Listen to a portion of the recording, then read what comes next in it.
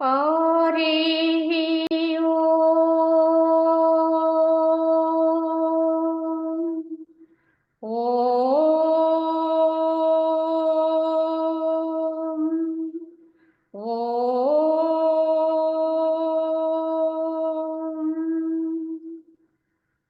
शुक्लाम्बरधरं विष्णुं शशिवर्णं चतुर्भुजं प्रसन्नवदनं ध्यायेत् सर्वविघ्नोपशान्तये अखण्डमण्डलाकारं व्याप्तं येन चराचरं तत्पदं दर्शितं येन तस्मै श्रीगुरवे नमः। ओम गुरुर्ब्रह्मा गुरुर्विष्णुः गुरुर्देवो महेश्वरः गुरु साक्षात् परं ब्रह्म तस्मै श्री गुरवे नमः। वंदे परब्रह्म चिदात्मकं सद्वंदे गुरुं शान्तमुमेशमीशम् वंदे शिवानंद गुरुप्रवीरं वंदे सदा ज्ञानपि वंदनीयान् अनंत सुखदातारमखण्डानन्द विग्रहं दयालुमति सन्तुष्टं वन्देऽहं मम सद्गुरुं रागादिरोगान् सततानुषक्त न शेषकाया प्रवृता न शेषान् औत्सुक्यमोहारतिदान् जिघाना यः पूर्ववैद्याय नमोऽस्तु तस्मै यः पूर्ववैद्याय नमोऽस्तु तस्मै।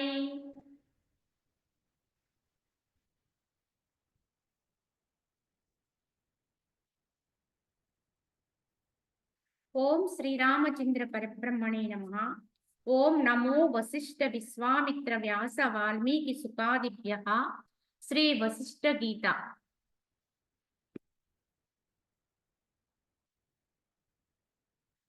నాలుగో అధ్యాయం చతుర్థో అధ్యాయ ప్రహ్లాదోపాఖ్యానము అనే దాని గురించి మనం ఇప్పుడు తెలియజేసుకుంటున్నాం.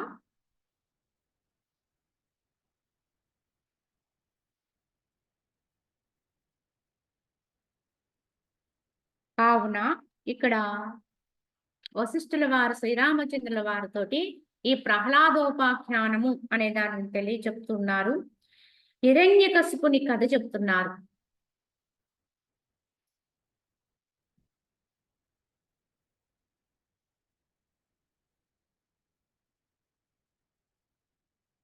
ఓ రామచంద్ర, ఇక ఇప్పుడు సర్వోత్తమ జ్ఞాన ప్రాప్తి ఉపాయమెరింగించే నిమిత్తము దానవేశ్వరుడైనటువంటి ప్రహ్లాదుడు ఎట్లు సిద్ధిని బడిసెనో దానిని వచించెదను వినుము అన్నారు. కావున ఇక్కడ చెప్తున్నారు, ఓ రామ, ఇప్పుడు నీకు సర్వోత్తమ జ్ఞాన ప్రాప్తి కలగటానికి ఉపాయం తెలియచేసే విధంగా దానవేశ్వరుడైనటువంటి ప్రహ్లాదుడు ఎట్లు సిద్ధిని పొందాడో ఆ కథాంశం నీకు ఇప్పుడు ఎరింగిస్తాను. కావున శ్రద్ధగా ఆలకించని చెప్పి శ్రీరామచంద్రుడితోటి వశిష్ఠుల వారు పలుకుతూ, సురాసురులు పారద్రోలు వాడును నారాయణుతో సమానమైన పరాక్రమం కలవాడైనటువంటి హిరణ్యకశిపుడైనటువంటి దైత్యుడు పాతాళమున వసించుచుండెను. కావున సురాసురులు అంటే చాలా భయంకరమైనటువంటి రాక్షస తత్వంతో ఉండేవాడు. అయితే ఈ యొక్క సురుల్ని పారద్రోలుతూ ఉండేవాడు. నారాయణతో సమానమైన పరాక్రమం కలిగిన వాడైనటువంటి హిరణ్యకశ్యపుడు అనేటువంటి దైత్యుడు పాతాళములో వసిస్తుండేవాడు. ఆ దానవేశుడు ముల్లోకములను పాలిస్తూ వసంతకాలము అంకురములను ఉత్పన్నమునొచ్చినట్లుగా కాలక్రమమున పలువురు పుత్రుల్ని బడిసెను. ఆ హిరణ్యకశ్యపుడికి చాలా మంది పుత్రులు ఉన్నారు. అయితే మణులందు కౌస్తుభం వలె వారల్లో ప్రధానుడైనటువంటి ప్రహ్లాదుడనే అతడు యువరాజయ్యను. అనేక మంది పుత్రులు ఉన్నప్పటికీ కూడా వారందరిలో శ్రేష్ఠుడైనటువంటి వాడైనటువంటి ప్రధానుడైనటువంటి ప్రహ్లాదుడు అనేటువంటి అతను ఇక్కడ యువరాజయ్యను. అట్టి పుత్రుల సహాయము కలిగి సేనాకోశ సహితుడయున్న ఆ దైత్యుడు అంతటా గండస్థలము నుండి స్రవించుచున్న మదధారల గల ఏనుగు వలి మిగుల మదమును పొందెను. ఎంతో మంది పుత్రులు కలిగి ఉన్నాడు, అదే విధముగా గొప్ప సంపదలు కలిగి ఉన్నాడు, ఆ పాతాళానికి ప్రభు అయి ఉన్నాడు, మహాపరాక్రము కలిగి ఉన్నాడు కనుక అతను చాలా మదించి ఉన్నాడు. దుష్ట స్వభావము గల చపల బాలకులచే అతని బంధువులు పీడింపబడినట్లు సర్వులను జయించినటువంటి ఆ దైత్యుని ప్రతాపముచే సూర్యచంద్రాది దేవతలు కూడా పీడితులవుతూ ఉండేవారు. ఎందుకంటే చెడ్డ గుణము కలిగిన వారి చేతిలో ఏదైనా ఉంటే అది అనర్థాన్ని తీసుకొస్తుంది. అదేవిధంగా దుష్ట స్వభావము గల చపల బాలకుడు, ఎలా అయితే ఒక పిల్లవాడు ఉంటాడు, అతని స్వభావం సరిగా లేదు, చపలత్వంతో ఉన్నాడు. అటువంటి వారి యొక్క ప్రవర్తన వల్ల అతని బంధువులందరూ కూడా ఎంతో బాధపడుతూ ఉండే పరిస్థితి ఏర్పడుతుంది. అదే విధంగా సర్వుల్ని జయించగలిగినటువంటి ఈ దైత్యుడైనటువంటి ఈ యొక్క హిరణ్యకశ్యపుడు అనేటువంటి రాజు తన ప్రతాపము చేత సూర్యచంద్రుని కూడా భయపెడుతూ ఉండేవాడు. వాళ్ళందరినీ కూడా అంటే వారిని పీడిస్తూ ఉండేవాడు. కావున ఆ సూర్యచంద్రులు కూడా పీడితులైరి. అంటే దేవతలందరినీ కూడా పీడిస్తూ ఉండేవాడు. దుష్ట స్వభావంతో ఉన్నటువంటి దైత్యుడు అంటే రాక్షసుడు కనుక ఆ రాక్షస స్వభావముతోటి ఆ దేవతలందరినీ కూడా పీడిస్తూ ఉండేవాడు. అటు పిదప ఆ దైత్యేంద్రుడనే గజమును సంహరించే నిమిత్తము దేవతలు విష్ణు భగవాన్ని ప్రార్థించారు. కావున ఎప్పుడు ఏ యొక్క దైత్యుల వల్ల తమకి హాని జరిగే విధానం ఏర్పడినప్పుడు దేవతలందరూ ఏకీకృతమై విష్ణువుని ఆశ్రయించడం పరిపాటి.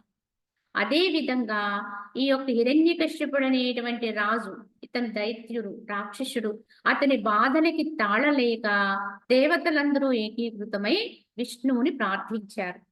ఏలయన్నా మాటి మాటికి వనర్చే అపరాధమును మహాత్ములైనా సహింపనల్లరు. కేవలం ఒక్కసారి కాదు, 2 సార్లు కాదు, పదే పదే చేస్తున్నటువంటి అపరాధాల్ని ఎవ్వరూ క్షమించలేరు, మహాత్ములు కూడా క్షమించలేరు. ఆ విధంగా దేవతలు విసిగిపోయి అతన్ని ఏదో రకంగా అడ్డు తొలగించుకోవాలి, సంహరించాలి అనే విధానములో వారందరూ కూడా విష్ణువుని ప్రార్థించారు. అప్పుడు ప్రళయకాల జగత్తు వలె గర్గర నినాదం వనర్చుచు అంగ పరివర్తనము సల్పుచు దిగ్గజములంతటిని నకములు కలిగి వజ్ర సమానము దేహము యొక్క ప్రకాశము చే శోభిస్తూ నృసింహ దేహమును ధరించి కటకటా శబ్దమునరుస్తూ విష్ణు భగవానుడు మహాసురుడైనటువంటి హిరణ్యకశిపుని గజము అశ్వమును వధించులాగన వధించి వేసెను. ఈ విధముగా ఈ యొక్క ప్రహ్లాదోపాఖ్యానంలో హిరణ్యకశిపుని వధ అనేది ఇక్కడ క్లుప్తంగా మనకి వర్ణించారు.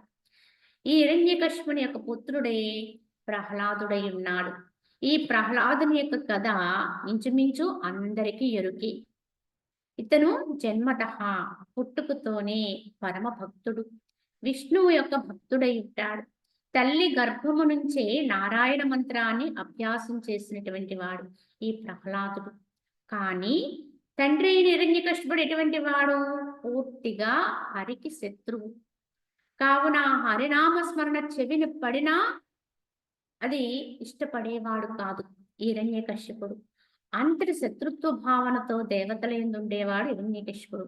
కానీ అతన్ని జయించే మార్గంగా, అతన్ని ఏదో రకంగా హరింపచేసే మార్గంగా దేవతలు పన్నిన ఉపాయములో ఒక భాగమే ఈ యొక్క పరమ భాగవతోత్తముడైనటువంటి ప్రహ్లాదుడు వారి ఇంట బిడ్డగా జన్మించటం.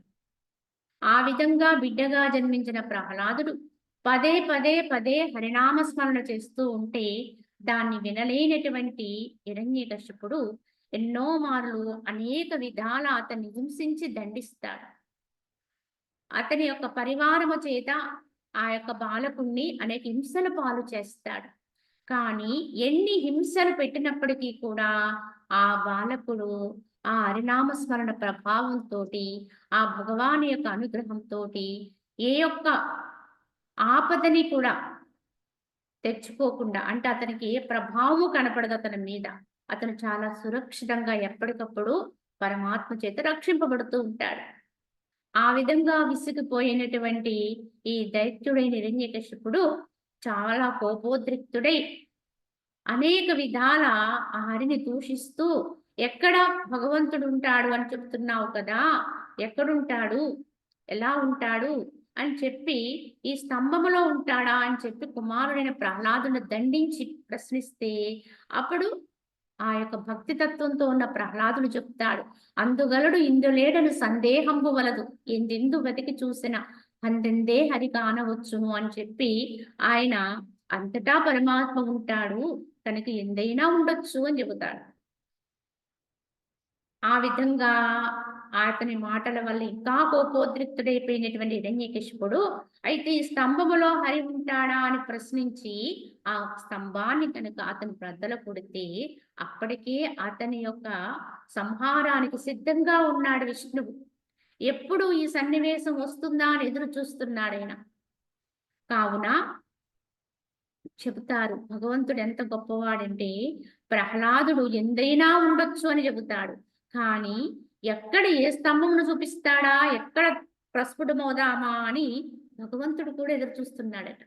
అంటే భక్తుడు ఎక్కడ చూపిస్తే అక్కడ ఉండటానికి తానెప్పుడు సిద్ధంగా ఉంటాడు. ఇది భక్తుని యొక్క నమ్మకం, విశ్వాసం మీద ఆధారపడుతుంది. ఎందుకంటే ప్రహ్లాదుని యొక్క విశ్వాసంతోటే భగవంతుడు ఆ విధంగా అక్కడ ఆవిర్భవించడం జరిగింది. కావున ఆ విధంగా భగవంతుడు నృసింహ అవతారంతో ఇళ్ళ మీద ప్రస్ఫుటమైంది ఆ భగవంతుని యొక్క తత్వం. కావున ఆయన గర్గర నినాదము నడుస్తూ, అంగ పరివర్తనము సలుపుచు, దిగ్గజములంతటిని నఖములు కలిగి, పెద్ద పెద్ద గోళ్ళు కలిగి, నఖాలు కలిగి, వజ్ర సమానమైన దేహము యొక్క ప్రకాశము చే శోభిస్తూ నృసింహ దేహాన్ని ధరించొచ్చాడాయన. అయితే మనందరికీ తెలిసిన గాథే ఇది. ఎందుకు ఆయన ఆ రూపంతో వచ్చారు? దశావతారాల్లో ఒకటైనటువంటి ఈ నరసింహ అవతారం ఎందుకు ఈ విధంగా చాలా భిన్నంగా, అంటే ఇటు మనిషి కాదు, అటు మృగము కాదు, ఆ విధంగా ఎందుకు ఆయన ధరించవలసి వచ్చింది అంటే, అదంతా హిరణ్యకశిపుని యొక్క వరప్రభావం. హిరణ్యకశిపుడు దానవుడే, కానీ అతను కూడా భగవంతుని కొరకు తపస్సు చేశాడు. అతనికి కూడా తపస్సు చేయగలిగే శక్తి సంపన్నత ఉంది. మనసుని ఏకీకృతం చేయగలిగి, తన యొక్క లక్ష్యాన్ని పొందడం కొరకు మనసునంతా కేంద్రీకృతం చేయగలిగినటువంటి తత్వం అతనికి ఉంది. ఆ మన ప్రభావం వల్లే అతని యొక్క కోరిక తీర్చడానికి ఆ యొక్క బ్రహ్మదేవుడు ప్రత్యక్షమైతే, అతని వరం కోరుకోమంటే అతను వరం కోరుకున్నాడట. ఏమని? ఎప్పటికీ నేను మరణించకూడదు అనే వరాన్ని కోరాడు ఈ దైత్యుడు. ఇలాంటి వరాలు చాలా మంది అసురులే కోరుతూ ఉంటారు భూమి మీద. ఎందుకంటే వారికి పూర్తి నమ్మకం ఏమిటి? ఈ దేహమే నేను. కావున ఈ హిరణ్యకశ్యపుడు అని చెప్పబడుతున్నటువంటి ఈ దేహమే నేను అనేటువంటి అహంభావ స్థితిలో ఉంటారు. కావున అలా ఉన్న వారందరూ దైత్యులే, రాక్షసులమే. కావున ఆ పూర్తి అహంకారంతో ఉండి, ఈ దేహము నేనైన ఈ దేహానికి మరణం ఉండకూడదని చెప్పి, ఎప్పటికీ చావు ఉండకూడదని వరం కోరితే అది అసాధ్యము అంటాడు బ్రహ్మ. ఎందుకంటే నాశవంతమైన దీని తత్వము ఎప్పుడూ నశించేదే. కనుక ఈ నాశవంతమైన దాన్ని నశించకూడదు అంటే అది జరగని పని. కావున ఈ విధంగా దేహము నశించకుండా ఉండడం అనేది కుదరదు. కావున వేరొక వరం ఏదైనా కోరు అంటే, అప్పుడు చాలా తెలివైన వరం కోరుతాడు హిరణ్యకశిపుడు. సరే, మరణము లేని వరం ఇవ్వనంటున్నారు కదా, కానీ నాకు ఈ యొక్క భూమి మీద కానీ, ఆకాశమున కానీ, అలానే మనిషి యొక్క రూపముతో కానీ, మృగాల వల్ల కానీ, ఆయుధాల వల్ల కానీ, ఇంటి లోపల కానీ, ఇంటి బయట కానీ, పగలు కానీ, రాత్రి కానీ ఎప్పుడూ మరణం ఉండకూడదు అని వరం కోరుతాడు. కానీ అతని యొక్క తప ప్రభావం వల్ల అతనికి ఏదో విధమైన వరం ఇచ్చి తీరాలి. కావున సరే, దీనికి విధానం ఎలా ఏర్పడితే అలా ఏర్పడుతుందని చెప్పి బ్రహ్మదేవుడు తదాస్తు అని చెప్పి ఆయన వెళ్ళిపోయాడు.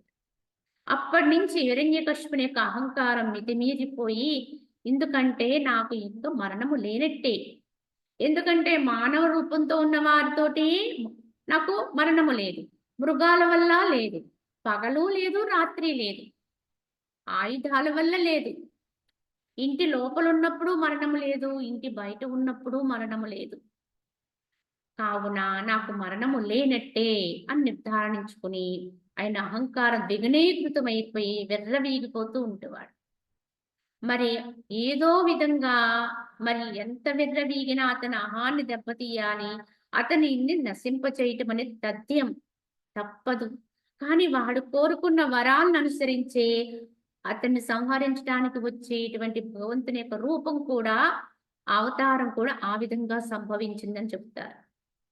కావున మానవుడి వల్ల కాదు, మృగాల వల్ల కాదన్నారు కనుక ఆ రెండు కలుపుకుని ఎలా ఉంటాడో అలా అవతరించాడు ఆయన.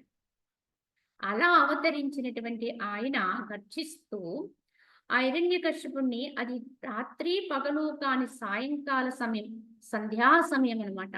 పగలు కాని రాత్రి కాని మరణం ఉండకూడదన్నాడు, కానీ ఆ రెండింటి సంధి కాలములో ఉండకూడదని అడగలేదు కనుక ఆ రెండింటి యొక్క సంధి కాలములోనే అతన్ని వధిస్తాడు.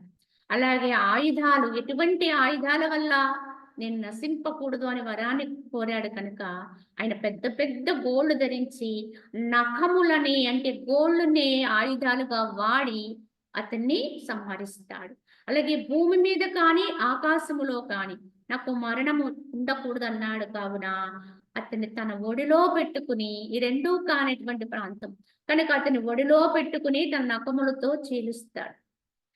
ఇంటి లోపల కానీ ఇంటి బయట కానీ వరాన్ని కోరాడు కనుక ఆ రెండింటికి మధ్యలో ఉన్న గడప మీద కూర్చుంటాడు. ఇంటి లోపల కాదు, ఇంటి బయట కాదు, గడప మీద కూర్చుని తన ఒడిలో పెట్టుకుని తన గోళ్ళతో చీల్చి అతన్ని వధిస్తాడు, సంహరిస్తాడు.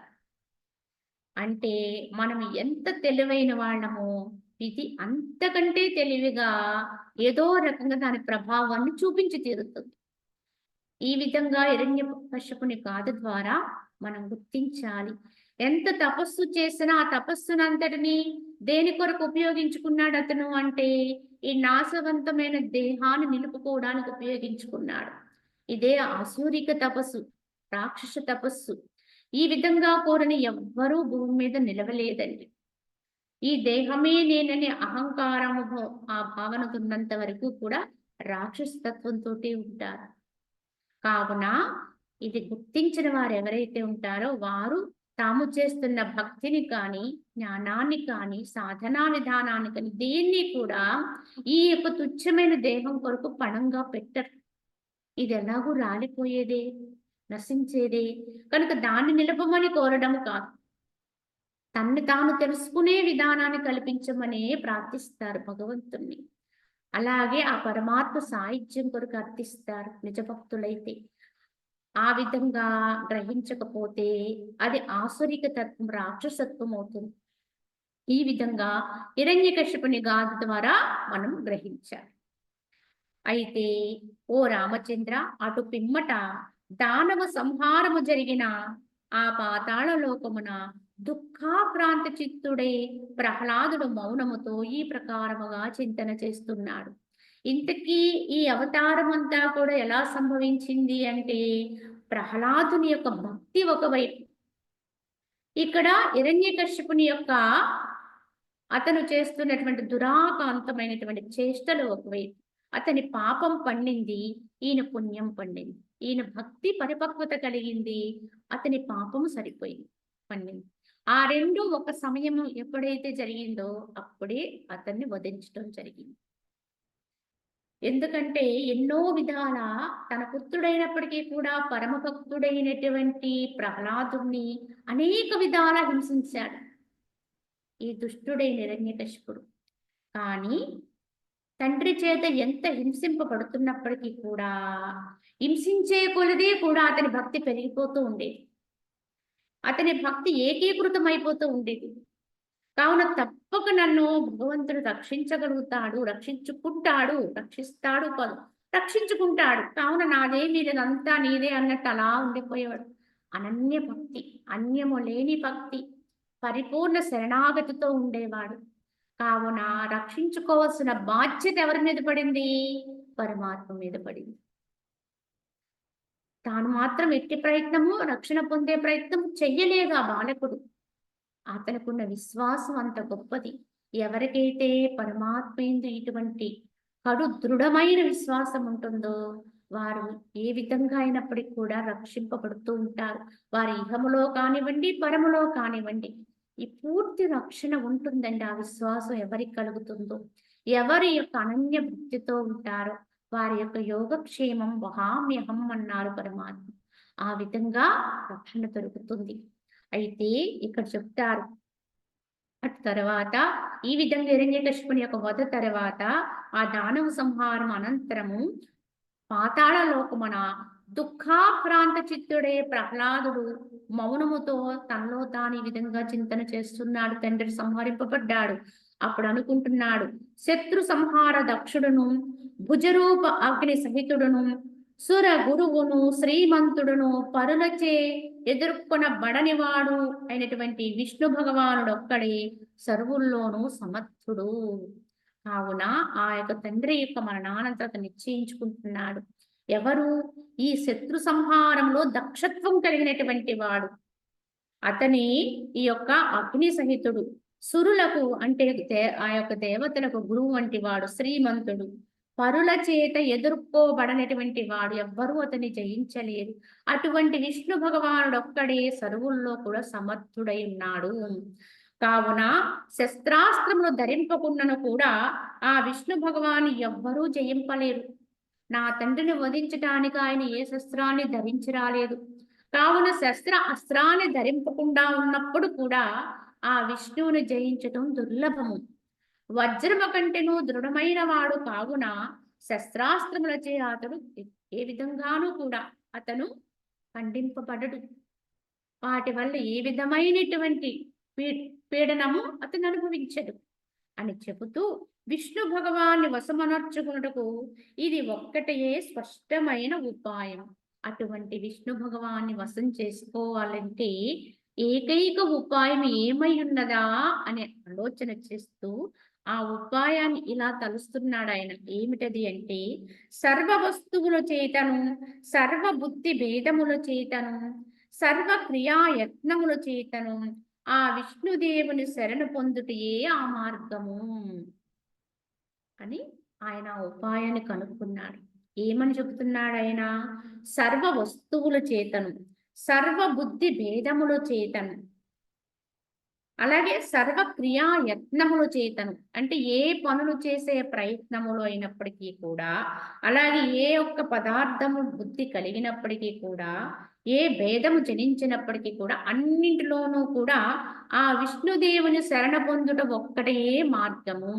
ఇంతకు మించి వేరొక ఉపాయము లేదు. అతను వశం చేసుకోవాలి, అతను జయించాలి. కావున ఆ విధంగా భక్తి ప్రపత్తులతో శరణవ్వడం తప్ప వేరొక మార్గము లేదు అని తనకు తానుగా నిర్ధారణ చేసుకుని, ఏలయనగా సర్వులకు విష్ణుదేవుడు ఒక్కడే శరణ్యుడు ఎవరికైనప్పటికీ కూడా. అతన్ని శరణ పొందుడు తప్ప జీవునికి మరొక వేరైన శ్రేష్టమైన గతి వేరొకటి లేదు అనేటువంటి నిశ్చయమునకు వచ్చినటువంటి వాడై ప్రహ్లాదుడు ఇంకా ఇలా తలపోస్తూ ఉన్నాడు. ఏమని అంటే, ముల్లోకములందును ఆ నారాయణుని కంటే అధికుడు ఎవ్వడూ లేడు. సృష్టి స్థితి లయములకు అతడే కారణభూతుడై ఉన్నాడు. ఈ ముల్లోకాల్లో ఆ నారాయణుడి కంటే గొప్పవాడు మరొక్కడు లేడు. కనుక ఈ సృష్టికి స్థితికి లయములకు అతడే కారణం, అతనే ఆధారము, అతనే కారణభూతుడై ఉన్నాడు. సృజింపబడడానికి, స్థితిని పొందటానికి, తిరిగి లయత్వాన్ని పొందేటువంటి ఏకైక శక్తితత్వము పరమాత్మదే అని గుర్తిస్తూ, ఈ నిమిషము మొదలుకొని నేను జన్మరహితుడైనటువంటి శ్రీమన్నారాయణ సదా శరణు పొందేదను కనుక నిశ్చయానికి వచ్చాడు. ఈ నిమిషం, ఈ క్షణాన్ని మొదలుకొని ఆ యొక్క జన్మ లేనటువంటి విష్ణు భగవాన్ని సదా శరణు పొందుతూ ఉంటాను. ఇక సమస్త దేశకాల వస్తువులందును నారాయణమయుడునై ఉండేదా. ఇంకా సమస్తమైన ఏ దేశమైనా, ఏ కాలమైన, ఏ వస్తువైనా, ఏదైనప్పటికీ కూడా నాకు సదా నారాయణమయంగానే గోచరించాలి. ఇంకా కావున అంతా నారాయణమయంగానే చూస్తాను. ఎవ్వరు ఏమిటి ఎందుకు అనే ప్రశ్న లేదు. అన్నిటిలో అందరిలో ఏకమైన నారాయణ్ణే నేను దర్శించుకుంటాను అని నిశ్చయించుకున్నటువంటి వాడే ఆకాశము నుండి వాయువు తొలగిని చందమున సమస్త ప్రయోజనములు ఈడేర్చినటువంటి నమో నారాయణాయ అన అష్టాక్షరీ మంత్రం ఇక్కడ నుండి నా హృదయ కోశము నుండి క్షణమైనా తొలగనేరదు. ప్రహ్లాదుడు చెప్తున్నాడు, ఆకాశములో ఉన్నటువంటి వాయువు ఎప్పుడూ ఉంటుంది, అది తొలగదు. ఎప్పుడూ ఆ వాయువు యొక్క చలనం అది స్తంభించినా చెల్లించినా ఆ వాయువు ఉంటుంది. అదే విధముగా సమస్త ప్రయోజనమును ఈడేర్చేటువంటి నమో నారాయణాయ అనేటువంటి అష్టాక్షరీ మంత్రం ఏదైతే ఉందో ఆ మంత్రాన్ని ఇక్కడ నుండి నా హృదయ కోశములో ప్రతి క్షణము కూడా దాన్నే స్మరణ చేస్తూ ఉంటాను. అది ఎప్పుడూ తొలగనేరదు. ఎందుకంటే ఆకాశంలో వాయు సదా ఎలా అయితే ఉంటుందో నా హృదయాంతరాళములో ఈ యొక్క నమో నారాయణాయ అనే మంత్రం ఏదైతే ఉందో అది ఎప్పుడూ ఉంటుంది, ఎప్పుడు దాని స్ఫురణలోనే ఉంటాను అనే నిశ్చయానికి వచ్చాడు. దిక్కులన్నీ విష్ణువే, ఆకాశము విష్ణువే, భూమి విష్ణువే, జగమంతా విష్ణువే, నేనును అప్రమేయుడైనటువంటి ఆ విష్ణువుని నేనిప్పుడు భావన చే సాక్షాత్తు విష్ణుమయుడునైతిని.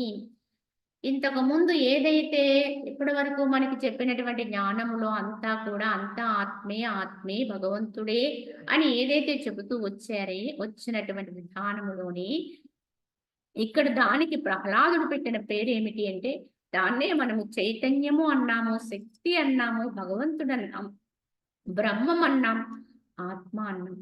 దానికి ఈ యొక్క ప్రహ్లాదుడి విధానములో ఆ చైతన్యానికి విష్ణువు అనేటువంటి పేరుతో పిలుస్తూ ఇలా అంటున్నాడు, దిక్కులన్నీ నిండి ఉన్నది విష్ణువే, ఆకాశము విష్ణువే, భూమి విష్ణువే, జగత్తంతియు విష్ణువే, నేను కూడా విష్ణువుని, అప్రమేయుడైనటువంటి నేను కూడా విష్ణువుని. దీనిప్పుడు భావన చేత సాక్షాత్తు విష్ణుమయుడైపోయాను, నేనే విష్ణువునైపోయాను. సదా ఏదైతే భావిస్తామో అది కావడం తథ్యము అన్నారు. కావున ఈ విధముగా ప్రతీది నేను చూసేది అనుభవించేది ప్రతీది విష్ణువుగా భావిస్తే నేను విష్ణువునే. కావున నేనిప్పుడు భావన చే సాక్షాత్తు విష్ణుమయుడైతిని. విష్ణు రూపుడు కాకుండా విష్ణువును పూజించినచో పూర్ణ పూజ ఫలమును పొందనేరదు. విష్ణువై విష్ణువును పూజింపవలేను. నేనిప్పుడు సాక్షాత్తు విష్ణుమయుణ్ణై స్థితి కలిగి ఉన్నాను అని ప్రహ్లాదుడు చెప్తున్నాడు. చూడండి ఇక్కడ ఏమంటున్నాడు ఆయనంటే, విష్ణు రూపుడు కాకుండా విష్ణువును పూజిస్తే అంటే భగవంతుణ్ణి పూజించాలి అంటే మరి ఎలా పూజించాలి అంటే భగవంతుని యొక్క తత్వంతో పూజించాలి. భగవంతుని పూజించాలంటే నువ్వు కూడా భగవంతుడివే అవ్వాలి. భగవత్ తత్వంతో ఉంటూనే భగవంతుని పూజిస్తే అదే పూర్ణ పూజ. ఆ తత్వాన్ని పొందకుండా భిన్నంగా ఉంటూ భగవంతుని పూజ చేస్తే అది అపూర్ణమే అవుతుందట, పూర్ణమైనటువంటి పూజ అవ్వదు.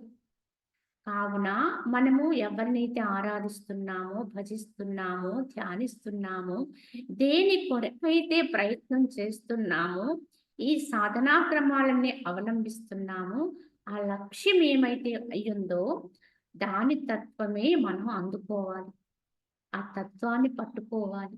ఇక్కడ విష్ణువును పూజించాలంటే నేను విష్ణువే అయ్యి ఉండాలంటున్నాడు ప్రహ్లాదుడు. విష్ణువు అవ్వకుండా విష్ణువుని పూజిస్తే అది అపూర్ణమైపోతుంది, పూర్ణ పూజ కాదు అని చెప్తున్నాడు. అంటే విష్ణువుని పూజించాలంటే విష్ణువు ఎంత పవిత్రుడో, ఎంత నిర్మలుడో, ఎంత శాంతుడో, ఎంతటి పరిపూర్ణుడో, ఎంతటి ఆనందమయుడో ఆ యొక్క తత్వమును ఎవరైతే అనుభవిస్తూ ఉంటారో అప్పుడు వారి విష్ణువే అవుతారు. ఆ తత్వాన్ని పొందుతూ విష్ణు పూజ చేయాలి, అది పూర్ణ పూజ అవుతుంది అన్నారు. అలానే ఎవ్వరమైనా సరే ఏ విధానములో అయినా సరే పరమాత్మ కొరకు చేసే ప్రయత్నములో ఇదే వర్తింప చేసుకోవాలి. మనం దేని కొరకైతే ప్రయత్నిస్తున్నామో ఆ తత్వాన్ని మనం అందుకోవాలి, దాని యొక్క ప్రభావానికి లోనవుతూ ఉంటారు, ఎప్పుడు ఆ భావాన్నే పొందుతూ ఉంటారు. ఆ లక్షణాలనే తెచ్చుకోవాలి. కావున విష్ణువై విష్ణువుని పూజించాలి అన్నాడు. విష్ణువుని పూజించాలంటే నువ్వు విష్ణువి అవ్వాలి. నేనిప్పుడు సాక్షాత్తు విష్ణుమయున్నయే స్థితి కలిగి ఉన్నాను. కావున నేనిప్పుడు విష్ణువుని పూజిస్తాను. కావున సాక్షాత్తు విష్ణుమయున్నై స్థితి పొంది ఉన్నాను. నేను విష్ణువునై ఉన్నాను అని ప్రహ్లాదుడు భావిస్తూ, ఎవడు విష్ణువో అతడే ప్రహ్లాదుడనే పేరుతో ఉన్నాడు. ఇంతకీ ప్రహ్లాదుడనేవాడు వేరుగా లేడు. విష్ణువెవరో ప్రహ్లాదుడు కూడా అదే. కావున నాకంటే నా ప్రత్యేగాత్మ కంటే వేరుగా విష్ణువు లేడు. విష్ణువు అనేవాడు ఇంకొక్కడు లేడు. విష్ణువే నేను. కావున విష్ణువు నేను ఒక్కటై ఉన్నాము. అంతఃకరణమున ఇట్టి నిశ్చయము కలిగి ఉన్న నేను సాక్షాత్తు విష్ణు రూపుణ్ణై ఉండుట బట్టి సర్వత్రా వ్యాపించి ఉన్నాను. కావున విష్ణువు యొక్క తత్వము సర్వవ్యాపకము, సర్వము నిండి ఉన్నటువంటి వాడు, సచ్చిదానంద స్వరూపుడు. కావున నేను కూడా విష్ణుతత్వంతో ఉన్నాను. కావున అంతఃకరణమున విష్ణువుననే నిశ్చయాన్ని కలిగి ఉన్నటువంటి నేను సాక్షాత్తు విష్ణు రూపుణ్ణై ఉండుట బట్టి విష్ణువు ఎలా అయితే సర్వత్రా నిండి ఉన్నాడో అదే విధంగా నేను సర్వము నిండి ఉన్నదేదో అదే నేనై ఉన్నాను. ఆ పరమ చైతన్యం ఏదైతే ఉందో, ఆ విష్ణు తత్వం ఏదైతే ఉందో అదే నేనై ఉన్నాను. పూర్వము నశించిపోయినట్టు, ఇప్పుడు ఉన్నటువంటియు, ఇప్పుడే జన్మించినట్టు, ముందు రాబోవునట్టు ఈ అసంఖ్యాకములకు జగత్తులన్నిటినీ నేను అనాది కాలము నుండి నా ఉదరమున ధరించుచున్నాను. ఎందుకు అంటే విష్ణు తత్వంతో విష్ణువై ఉన్నటువంటి ప్రహ్లాదుని యొక్క నిశ్చయం ఇది. ఎందుకంటే అనాదిగా ఎప్పటి నుంచో పూర్వం నుంచి ఎన్నో కాలాంతరములో కాలగర్భంలో కలిసిపోయినాయి.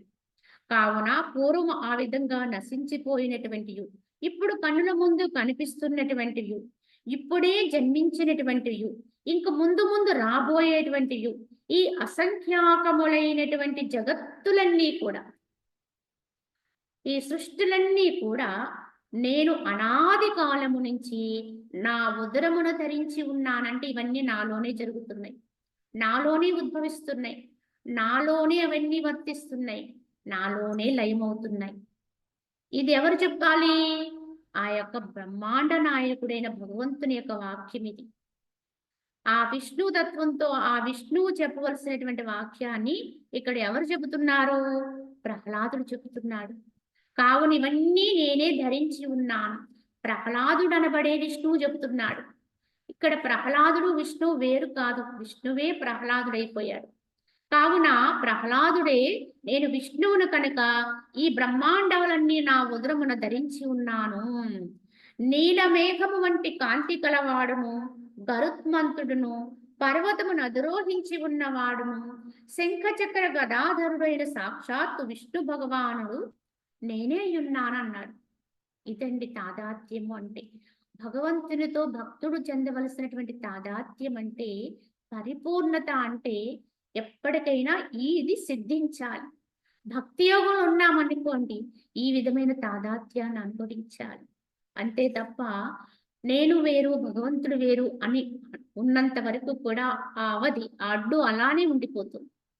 కావున ఎవరైతే ఈ పూర్ణత్వాన్ని అందుకుంటారో ఇది ఎలా వస్తుంది? ఆ భక్తి పారవస్యములో, పరిపూర్ణ శరణాగతిలో, ఇంకా నేను లేను అనేటువంటి తను తాను ఎవడైతే పూర్తిగా త్యాగం చేసుకుంటాడో.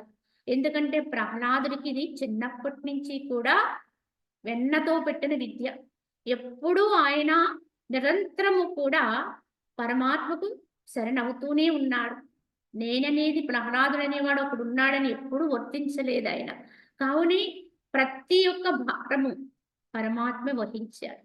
ప్రహ్లాదుని యొక్క రక్షణ అంతా కూడా ఎవరు చేశారు? భగవంతుడే. ఎందుకు చేయవలసి వచ్చింది? అక్కడ ప్రహ్లాదుడు అనేవాడు లేడు. లేడు అన్నట్టుగానే అయిపోయేవాడు ఆయన, ఏ ఆపద వచ్చినా, ఏ పరిస్థితినైనప్పటికీ కూడా.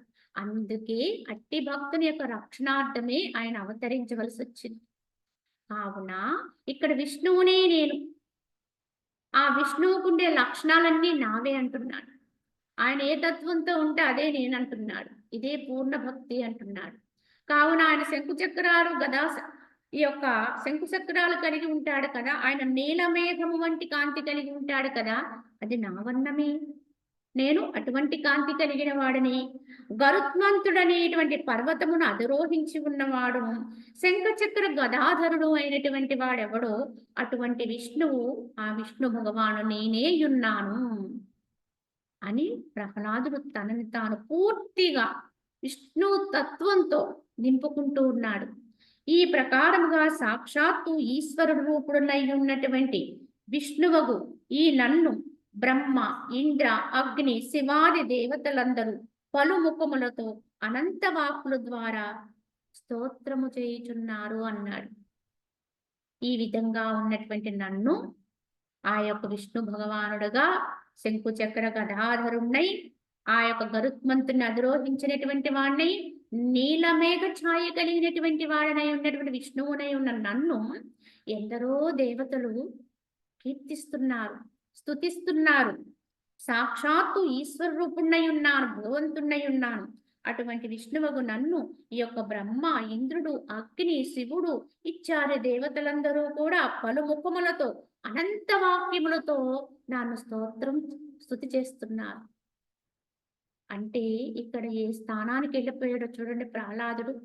స్తుతింపబడేటువంటి స్థానానికి, స్తుతించేవాడుగా కాకుండా స్తుతింపబడేటువంటి స్థితికి వెళ్ళిపోయాడు. ఇది పరాభక్తి.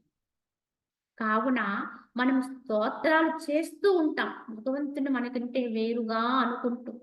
కానీ భగవంతుణ్ణే నేను అనుకుంటే, ఏదైనా పూజ అనేది చేస్తే అది నాకు నేను చేసుకునే పూజగానే అనుభూతికి వస్తుంది.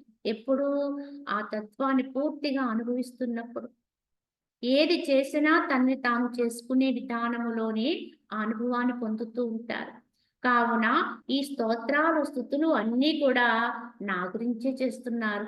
నేనే పరమాత్మని, నేనే భగవంతుడైన విష్ణువుని అని భావన చేస్తూ, ముల్లోకములనే గృహమును తన ఉదరమును ధరించి ఉన్నటువంటి ఏకరూపుడును, దుష్ట శక్తులన్నిటినీ బలాత్కారముగా నశింపచేయువాడును, మేఘ పర్వత తృణ అరణ్యాది సమస్త పదార్థమునందును అధిష్టాన రూపము చే స్థితిని పొంది ఉన్నవాడును, కావునని తత్వత సాక్షాత్కార మాత్రము చే సకల భయమును పోగొట్టవాడును అయినటువంటి ఏ విష్ణువు కలడో అట్టి విష్ణు స్వరూపుడునైన నాకు నమస్కారము అన్నాడు ప్రహ్లాదు.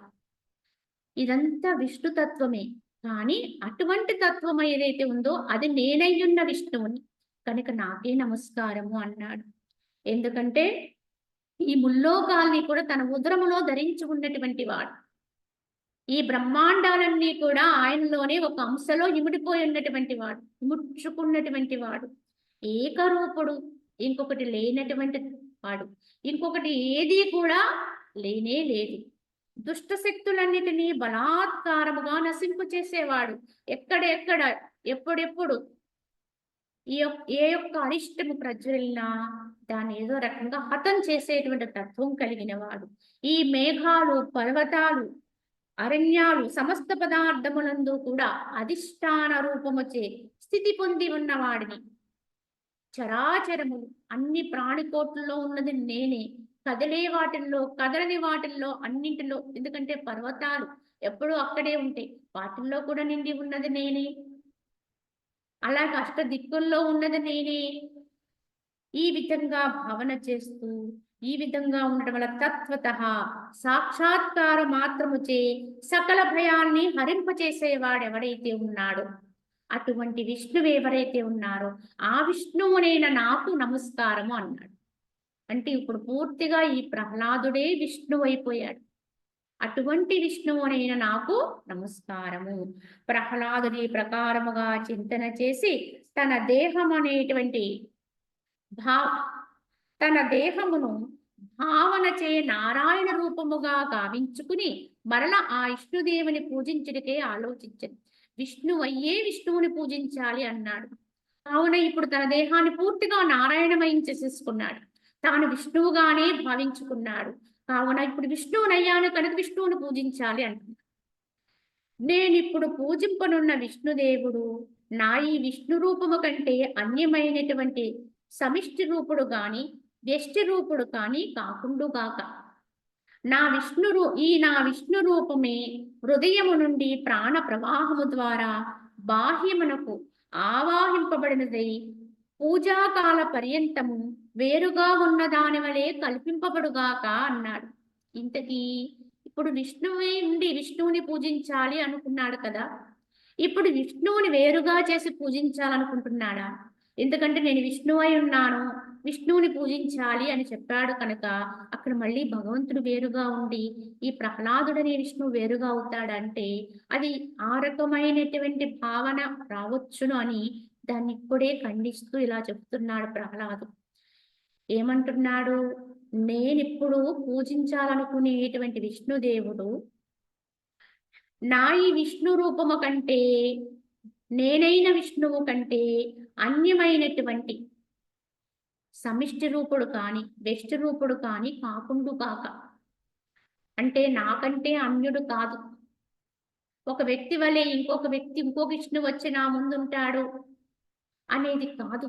అలా ఉండకుండా ఉండుగాక. కనుక వేరొకడు ఎవడు ఇంకొక విష్ణువు కాదు, నేనే విష్ణువుని కనుక నాకు నేనే పూజ అనుకుంటూ నా విష్ణు రూపమే బయటికి ఎలా వచ్చిందంటే హృదయము నుండి ప్రాణ ప్రవాహము ద్వారా బాహ్యమునకు ఆవాహింపబడినదై పూజాకాల పర్యంతము వేరుగా ఉన్న దాని వలె కల్పింపబడుగాక అంటున్నాడు. పూజ చేసేటంత వరకే అది అలా వేరుగా ఉన్నట్టుగా అనిపిస్తూ ఉండుగాక.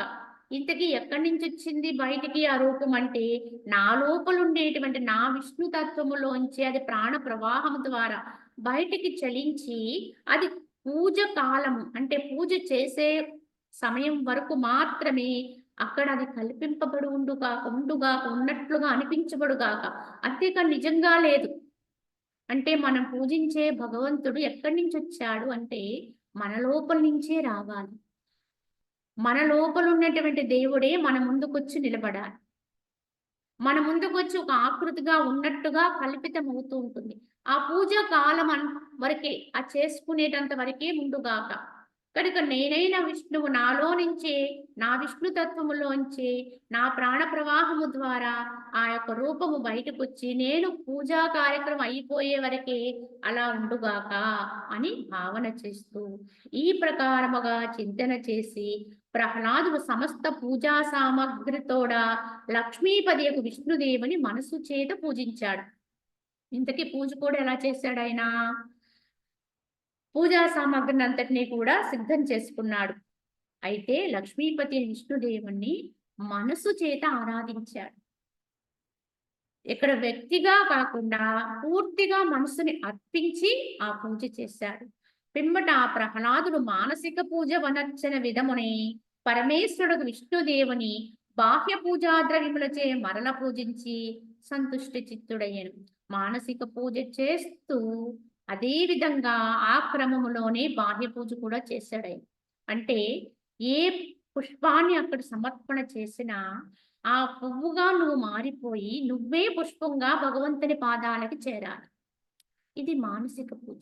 అక్కడ పువ్వు లేకపోయినా పర్వాలేదు, భగవంతునికి అర్పించిన అర్ఘ్యమైన పాద్యమైన ఏవేవి మన పత్రమైన పుష్పమైన తోయమైన ఏది ఇచ్చినా ప్రసాదమైన ఏది నివేదన చేస్తావో పూజాక్రమం అనుసరించి మనము చెప్పేటువంటి ప్రతి మంత్రార్థములోనూ కూడా ఎప్పుడైతే మన మనసుతో మనమే ఉంటామో అదే మానసిక పూజ. అక్కడ ఏమీ లేకపోయినా పర్వాలేదు, అక్కడ సమర్పించే ప్రతి వస్తువు తానే ఉంటాడు. కావున ఫలానది సమర్పయామి అనగానే తన మనసుతో తానే ఆ యొక్క పుష్పముగా మారి భగవంతుని పాదాన్ని చేరాలి. అలాగే ఒక పండును పెట్టి నైవేద్యం పెడితే ఆ పండు తానే అవ్వాలి. ఏదో ఒక ప్రసాదం తయారు చేసి అక్కడ పెట్టాను స్వామి ఇది ఆరగించు అని నైవేద్యం పెడితే ఆ ప్రసాదం తానే అవ్వాలి. ఆయనకి చేసే సకల అలంకరణలు తానే అవ్వాలి. ఆ అలంకరణ విధములో ఏమేమి ఆభరణాలు ధరింప చేస్తావో ఆ విధంగా ప్రతి ఆభరణాన్ని కూడా ఆ యొక్క ఆభరణంగా తానే మారి ఆ స్పర్శను అనుభవించాలి. ఇలాగా ప్రతీదీ భగవంతునికి నైవేద్యంగా తను తాను సమర్పించుకోగలిగితే అంతకు మించింది ఏమీ లేదు. భగవంతుని స్పర్శ ఎప్పుడూ అనుభవించవచ్చు. ఆయన పాదాల మీద మనం వేస్తూ ఉంటాం అక్షితలు, లేదా ఇంత పసుపు కుంకుమ, లేకపోతే ఇతరత్ర పుష్పాలు, పత్రి అన్ని వేస్తూ ఉంటాం. కానీ అక్కడ పసుపు కుంకుమ పత్రి పుష్పాలు ఇవేం వేరుగా లేవు, నేనే కదా అవన్నీని అని తను తాను సమర్పణ చేసుకున్నప్పుడు నీకు భగవంతుని స్పర్శ తగులుతుందా తగలదా? పువ్వు వేరుగా ఉంటే పువ్వుకు తగులుతుంది, కానీ పుష్పము నువ్వై పరమాత్మ పాదం మీద పడ్డావు, అప్పుడు నీకు స్పర్శ వచ్చిందా లేదా? తప్పకుండా వస్తుంది. ఇదండి యథార్థమైన పూజ. భగవంతునికి నైవేద్యం పెట్టావు పండు, ఆ పండు నువ్వే, నేనే ఆ పండును అనుకుని అక్కడ సిద్ధంగా ఉన్నావు. నీకు సమర్పణ చేస్తున్నాను స్వామి అని ఆ పండుగ అయిపోయావు. ఆ పండు ఆయన ఆరగిస్తే ఆ స్పర్శ నీకు వస్తుందా లేదా? ఒక పండుని మనము తీసుకుని నైవేద్యం, మనము ఎప్పుడైనా పండును తింటే తప్పకుండా ఆ పండుకి మన స్పర్శ తగులుతుందా లేదా? అదే విధంగా భగవంతుని చేత ఆరగింపబడుతున్నాను అనే భావన చేత ఉంటే తప్పకుండా ఆ స్పర్శను అనుభవించవచ్చు. ఇలా ప్రతి దాంట్లోనూ మనమే ఉన్నామనుకోండి, పూజిస్తున్నటువంటి పూజ చేస్తూ ఉండి, ఎవరికైతే పూజ చేస్తున్నావో పరమాత్మగా భావించి, ఆ పరమాత్మకు చేసే ప్రతి ద్రవ్యములోనూ నేనున్నాననుకుని, ఇంత అర్ఘ్యం సమర్పిస్తే, ఇంత పాద్యం సమర్పిస్తే, ఆ జలంగా నువ్వు మారిపోతే, ఆ జలము పరమాత్మ యొక్క మేనిని తాకితే, అంటే తప్పకుండా అక్కడ తాకుతుంది. నీ యొక్క మానసిక పూజ సరిగ్గా ఉంటే తప్పకుండా తాకుతాం. తాకడమే కాదు, ఆ స్పర్శని కూడా అనుభవిస్తాం. ఇదే ఉత్తమ పూజ అండి. ఈ స్థితిని అందుకుని చేసే పూజే యథార్థ పూజ. మిగతావన్నీ మనము కేవలము బయట బయట చేసే పూజలు. ఈ విధంగా పూజ చేస్తే వాడికి ఏ సాధన చేయక్కర్లేదు. ఎవ్వరికైనా కావాల్సింది ఈ యొక్క పూర్తి అర్పణ. మీరు ధ్యానం చేయండి, యోగం చేయండి, ఇతరత్ర ఏ సాధనా క్రమాల్లోకి వెళ్ళండి. ఈ విధంగా మనసుని పూర్తిగా పరమాత్మకు చేయడమే ప్రధాన అంశం. అదే ప్రధాన అంశాన్ని మనము పూజా విధానంలో పెట్టుకుని, అక్కడ కూడా మనమే పూర్తిగా మనసు సహితంగా పూర్తిగా అర్పణమై చేస్తే పూజ ద్వారా కూడా జ్ఞానము ముక్తి తప్పక లభిస్తాయి. కాకపోతే ఆ పూజ సామాన్య పూజ కాకూడదు. అక్కడేదో పెట్టాము అయ్యింది వచ్చింది, మంత్రం చెప్పాము అయిపోయింది అనే పూజలతో మనం ఉన్నంత వరకు కూడా భగవంతుడు అక్కడే ఉంటాడు, మనం ఇక్కడే ఉంటాం. వాస్తవానికి ఆయనకి ఈ మంత్రాలు ఇవన్నీ కూడా కొంతవరకు ఇవన్నీ వేదంలో నుంచి వచ్చాయి కాబట్టి చాలా ఉత్తమమైన బీజాక్షరాలతో ఉంటాయి, నిజమే. అవన్నీ శ్రవణానందమే చక్కగా. కానీ మంత్రానికంటే కూడా మంత్ర అర్థాన్ని నువ్వు భావన చేస్తూ ఆ మంత్రార్థంతో కూడి నువ్వు ఎప్పుడైతే పరమాత్మను పూజిస్తావో, ఆ అర్థం నువ్వైపోతూ ఉంటావో, అదండి భగవంతునికి చేసే యథార్థ పూజ, పరాపూజ. ఈ విధంగా చేయగలిగితే ఆ పూజలోంచే వాడు తరించిపోతాడు. ఇంత జలాన్ని భగవంతుని మీద మనం అర్పణ చేస్తే, ఆ జలమే నేననుకుని ఎప్పుడైతే మనసుతో ఆ మానసిక విధానంలో అక్కడ జలం లేకపోయినా పర్వాలేదు, ఆ జలమే తానై భగవంతుని స్పర్శిస్తే, అప్పుడు భగవంతుని యొక్క స్పర్శ మనకు వస్తుందా రాదా? తప్పకుండా వస్తుంది. నేను జలముగా ఉన్నాను, భగవంతుడున్నాడు, నేనెళ్ళి భగవంతుని తాకుతున్నానన్నప్పుడు నువ్వెళ్ళి తాకినా భగవంతుడు వచ్చి తాక రెండూ ఒకటే కదా. ఈ విధంగా భగవంతుని యొక్క ఉనికిని స్పర్శని ఎప్పుడూ అనుభవించగలుగుతాడు భక్తుడు, నిజ భక్తుడైతే. అది మనకు అందడం లేదంటే మన యొక్క భక్తి ఎంతవరకు ఉండాలో అంతవరకు లేదు అని గ్రహించాలి. ఏ ఒక్క మూర్తికైనా అంతే. అది విష్ణువా శివుడా ఇంకొకటా అనేటువంటి భేదం కూడా లేదు. శివుడుకు చేసే అభిషేకములో వాడే ద్రవ్యాలేవి కూడా, ద్రవ్యాలు వేరు నేను వేరు శివుడు వేరు అని మనం అనుకున్నంత వరకు కూడా ఆ పూజ అక్కడే ఉంటుంది. ఎంత కాలమైనా చేస్తాం ఇలా, ఎన్ని ద్రవ్యాలైనా సమకూరుస్తాం, ఎక్కడెక్కడికో వెళ్ళి భక్తితో ఎన్నో తెస్తాం. కానీ ద్రవ్యాన్ని ద్రవ్యాలుగానే చూస్తాం, మనల్ని మనంగానే అనుకుంటాం, ఆరాధన చేసే మూర్తిని మూర్తిగానే భావిస్తాం. అప్పుడేమైపోయింది? భేదమైపోయింది. అప్పుడు ఆ పూజ అలానే జరుగుతూ ఉంటుంది.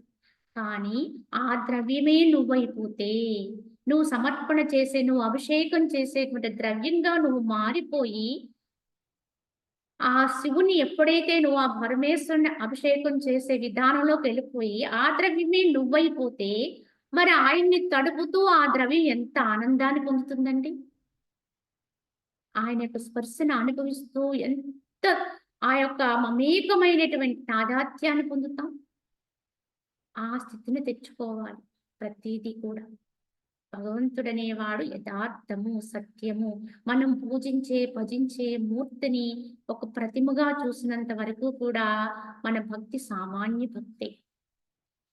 మనం భక్తి తత్వంలో ఉండి, భక్తి యోగంలో ఉన్నామనుకోండి, అది చేస్తున్నామనుకోండి, భక్తి కూడా ముక్తినిస్తుంది. తప్పకుండా ఇస్తుంది. కానీ ఎప్పుడిస్తుంది? ఈ విధంగా సర్వ సమర్పణ జరిగినప్పుడు ఇస్తుంది. పూర్తిగా మనల్ని మనం అర్పించుకున్నప్పుడు ఇస్తుంది.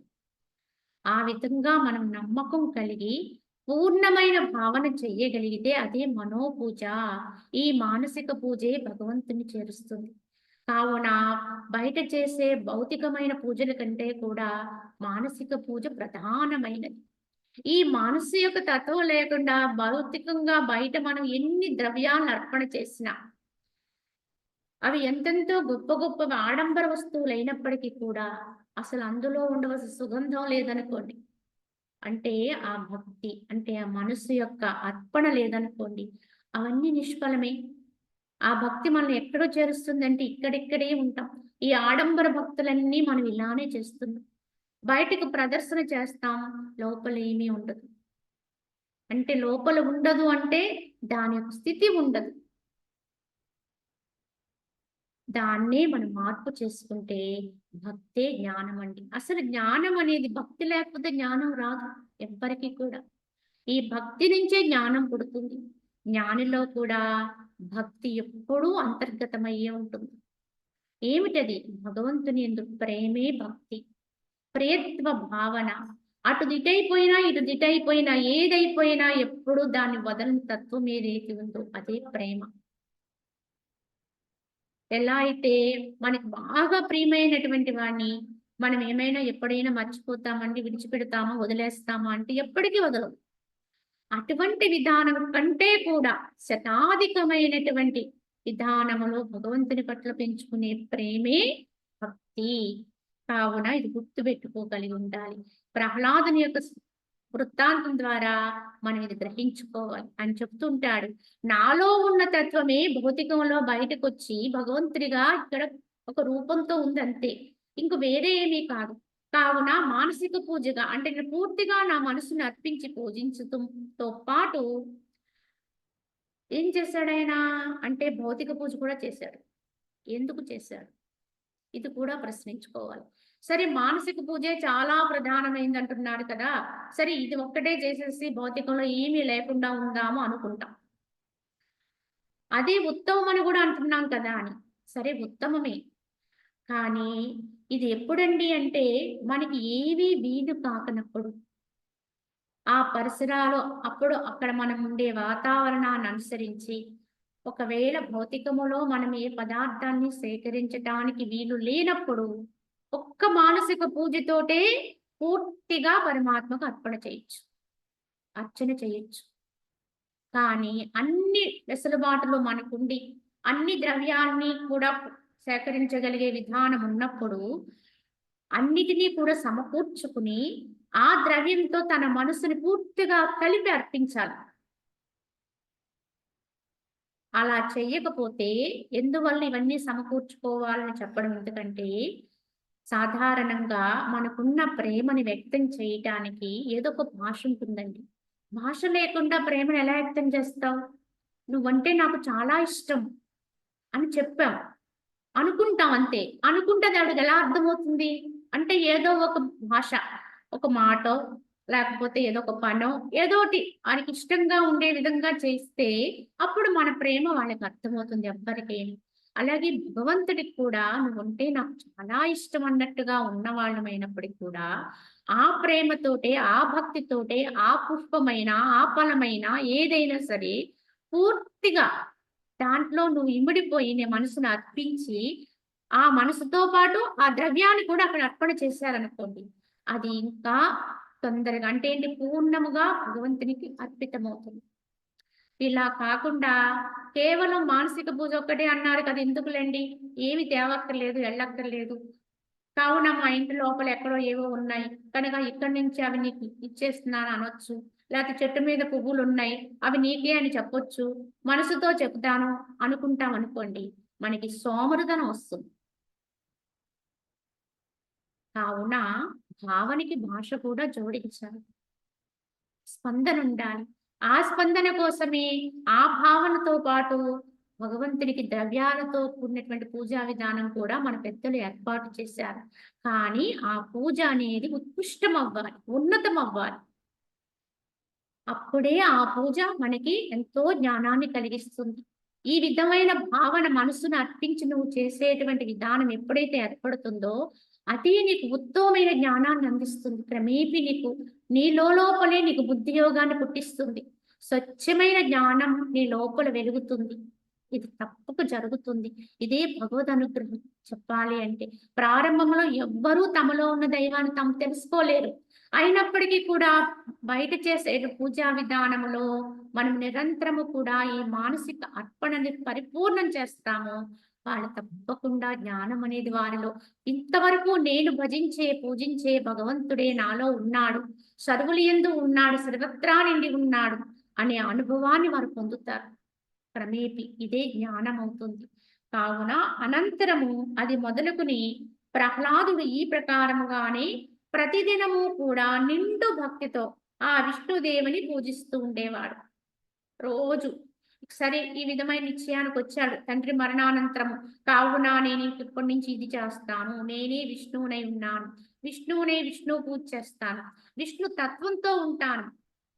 అంటే ఎప్పుడూ ఆ విష్ణువు ఎటువంటి వాడో అటువంటి తత్వంతోటే ఉండేవాడు. కనుక నాలో ఉన్నటువంటి ఆ తత్వమే బయటకొచ్చి ఈ రూపంగా ఉంది. కనుక ఆ రూపానికి నా మనసుని పరిపూర్ణంగా అర్పించి మానసిక పూజ, భౌతిక పూజ 2 విధాలుగాను కూడా భగవంతుని అర్చిస్తూ ఉండేవాడు ఈ యొక్క ప్రహ్లాదుడు. తదుపరి ఆ నగరమున అది మొదలు దైత్యులందరూ కూడా విష్ణు భక్తులైపోయారు. యథా రాజా తదా ప్రజ. కనుక రాజుగారు ఎప్పుడైతే విష్ణువుని ఈ విధంగా ఎల్లప్పుడూ అర్చిస్తూ ఉన్నారో, భజిస్తూ ఉన్నారో, ఆ యొక్క ప్రహ్లాదుని యొక్క రాజ్యములో ఉన్నటువంటి ప్రజలందరూ కూడా విష్ణు భక్తులైపోయారు. ఇంతకు ముందు హిరణ్యకశిపుడు అనేవాడు పరిపాలన చేశాడు అదే రాజ్యాన్ని. అప్పుడు ఆ రాజు యొక్క విధానములో ఎవరైతే విష్ణునామాన్ని చెబితే వారిని వధించేవాడు. కంటకప్రాయుడైపోయాడు. కనుక అప్పుడు అందరూ కూడా భయపడి ఏనాడు తలవనేటువంటి వారు ఈ రోజు తమ రాజైన ప్రహ్లాదుడు ఈ విధంగా ఉండడం వల్ల ఆ ప్రజలందరూ కూడా నిర్భయులై చక్కగా విష్ణు భక్తులయ్యి ప్రజల ఆచారమునకు కారణభూతుడు రాజే. కనుక రాజుగారు సరైన వాడై ఉంటే ప్రజలందరూ చక్కటి సంస్కారం కలిగిన వాళ్ళు అవుతారు. ఎప్పుడు నాయకుడు ఉత్తముడుగా ఉండాలి. ఒక ఊరిని పరిపాలన చేయాలన్నా, ఒక దేశాన్ని పరిపాలన చేయాలన్నా, ఒక ఇంటిని పరిపాలన చేయాలన్నా దాని యొక్క నాయకుడు తప్పకుండా ఉత్తముడైతే ఆ సంస్కారం మిగతా అందరి మీద పడుతుంది. కావున శత్రు సంహారకుడైన ఓ రామచంద్ర అటు పిమ్మట విష్ణు ద్వేషమును త్యజించి ఆ దైత్యులందరూ కూడా విష్ణు లైరనేటువంటి ఆ వార్త దూతముఖమున స్వర్గలోకములో కూడా వ్యాపించిపోయింది. ఆ ప్రహ్లాదుని యొక్క రాజ్యములో రాజే కాదు ప్రజలందరూ విష్ణు భక్తులైపోయారు అనేటువంటి వార్త ఆ నోట ఈ నోట స్వర్గలోకానికి పాకింది. అయితే విస్మయాకులుడైనటువంటి దేవతలందరూ కూడా అంతట తమ నగరమును అంటే అమరావతిని విడిచిపెట్టేసి క్షీరసాగరమున శేషశయనుడై ఉన్నవాడును రణరంగమున మిక్కిలి శోభించువాడే విష్ణు భగవాను చెంతకేగారు. ఎక్కడ ఎప్పుడు ఏది జరిగినా అద్భుతం భూమి మీద దేవతలకి వెంటనే భీతి పుడుతుంది. అంటే దేవతల్లో కూడా ఇంకా గుణాలు ఉంటాయండి. దేవేంద్రుడికి కూడా గుణాలు ఉంటాయి. కావున వారందరూ స్వర్గలోకాన్ని అనుభవించేవారే తప్ప ముక్తి రాజ్యాన్ని అనుభవించేవారు కాదు. అందుకే యథార్థ జ్ఞానం కలిగిన వాడు స్వర్గాది లోకాన్ని కూడా కోరడు. కావున భూమి మీద ఉండేటువంటి అసుర నగరములో అసురులందరూ విష్ణు భక్తులైపోయారు అనే విషయం తెలియగానే దేవతలందరూ కూడా ఎక్కడ పరిగెట్టారు? విష్ణువు దగ్గరికి ఆయన చెంతకెళ్ళారు. వెళ్ళి ఆ చోటకేగి ఈ యొక్క దైత్యుల వృత్తాంతమంతయును విష్ణువుని ఎరింగించి సుఖాసీనుడైన ఆ భగవానుతో అత్యంత ఆశ్చర్యంతో ఇట్లా అన్నారు. వాళ్ళందరూ చాలా ఆశ్చర్యపడుతున్నారు. రాక్షసులేంటి విష్ణువుని భజించడం ఏమిటి? ఈ విధంగా విష్ణు భక్తులైపోవడం ఏమిటి అని చెప్పి వారందరూ చాలా ఆశ్చర్యానికి గురవుతూ ఆ విష్ణుదేవుడితో అంటారు, దేవా, గాజు ముక్కల మధ్య గొప్ప విలువ గల మణి శోభించినట్లు ఏ పదార్థం ఎచ్చట ఉత్తము కాదో అది అచ్చడు శోభింపనేరదు కదా. అనేక గాజు ముక్కల మధ్యలో ఒక మణి ఉంది, ఒక రత్నం. దాని విలువ ఎలా తెలుస్తుంది? ఆ గాజు ముక్కలతో పాటు కలిసిపోతుంది కనుక దాని విలువ బయటకు తెలియదు కదా, అది రాణించదు కదా, ఉత్తము కాదు. అదే విధంగా ఈ యొక్క విధానములో ఈ దైత్యులు ఈ యొక్క భగవద్భక్తులైపోవడం అనేది యుక్తము కాదు కదా అని వారి ప్రశ్న. వారు భక్తులుగా ఉండడం ఏమిటి? వాళ్ళందరూ దైత్యులు కదా, దానవులు కదా అని చెప్పి వారు ప్రశ్నిస్తూ, కమలము జలమందే శోభిస్తుంది కానీ స్థలమందు కాదు కదా. కమలము జలములోనే వికసిస్తుంది, అంతేగాని భూమి మీద కాదు కదా. అలాగే విష్ణు తత్వము, విష్ణు భక్తి మా దేవతల్లోనే ఉండాలి కానీ అసురుల్లో ఉండడం ఏమిటి, రాక్షసులకు రావడం ఏమిటి అనే ప్రశ్నతో ఉన్నారు వాళ్ళు. ఏ పదార్థం ఎచ్చట యోగ్యత్వము చే పొందింపబడినదై బాగుగా తగి ఉంటుందో అదే అచ్చట శోభించును కానీ అన్యము కాదు కదా. కావున ఎక్కడ ఏది రాణించాలో అక్కడే రాణించాలి తప్ప అన్యములో అది రాణింపును పొందలేదు కదా. మరి ఎందుకు ఈ విధంగా ఆ యొక్క దైత్యులందరిలో కూడా విష్ణు భక్తి ఇది ఎంతో గొప్పదైనటువంటి పరమ ప్రియమైనటువంటి ఈ యొక్క భక్తి తత్వము ఆ దైత్యునికి ఎలా వచ్చింది అనేటువంటి ప్రశ్న ఆ యొక్క దేవతలందరికీ వచ్చి, ఓ మాధవ, తప్త ఊసర క్షేత్రమునందలి కమల సరస్సు దుష్టాశ్రయ కారణమున జనులకు ఆనందమును కొలపనట్టుగా దైత్యులు భక్తులవుట అనే విషయము కూడా మాకు ఆనందమును కొలుపుకున్నది అంటున్నారు. ఏమని? ఆ ఊసర క్షేత్రములో అసలు అక్కడ నీళ్లు లేవండి. అసలు ఏ విధంగా ఉండకూడదు ఊసర క్షేత్రం. అసలు జల బిందువులే లేనటువంటి ఎండిపోయినటువంటి ఆ స్థలములో అందులో ఒక కమల సరస్సు పుడితే, అంటే కమలాలు వీక్షించడానికి అనువైన ఒక సరస్సు ఉంటే ఎలా ఉంటుందో అసలు అది సాధ్యమే. కానీ ఉన్నా బాగోదు కదా, అదంతా ఊసర క్షేత్రం. ఆ ఊసర క్షేత్రములో ఈ కమల సరస్సు ఏమిటి? అదే అనే విధంగా ఈ యొక్క దుష్టాశ్రయ కారణమున జనులకు ఆనందము గొలుపునట్లుగా అలా ఉంటే జనులకు ఆనందం కలగదు కదా. ఊసర క్షేత్రములో కమల సరస్సు ఉంటే ఎలా అయితే అది ఆనందాన్ని ఇవ్వలేదో అదే విధముగా దైత్యులు భక్తులవుట అనే విషయము కూడా మాకు ఆనందాన్ని ఇవ్వడము లేదు. ఆనందాన్ని అది మాకు ఆనందాన్ని కొల్పుకున్నది అని దేవతలు తమ యొక్క మనోభావాన్ని ఆ విష్ణు భగవానుతో విన్నవించుకున్నారు. దానికి విష్ణు భగవానుడు ఏమి సమాధానం చెబుతారు అనేది మనము రేపటి భాగంలో తెలియజేసుకుందాం. హరి ఓం తస్సత్.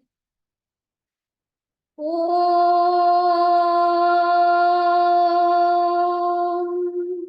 అసతో